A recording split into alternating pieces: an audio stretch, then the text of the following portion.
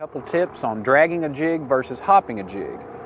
When I start out the year, usually say in March or April and the water's cold, say below 60 degrees, I want to drag that jig right along the bottom because the fish are a little lethargic, they're not very active, and they want the jig a little bit slower. As I get into the warmer water months, say May, June, July, the water starts to get into the 70s and 80s, that's when I want to start lifting and dropping the jig. And you want to look at this, especially if you're fishing a river system where you have current, where there's current flow, that's when hopping a jig becomes very important.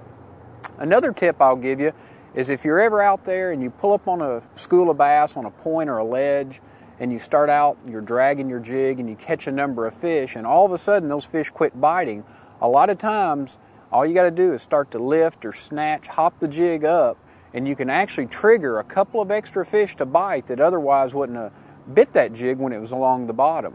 And I think if you'll use these tips, it'll help you catch more fish.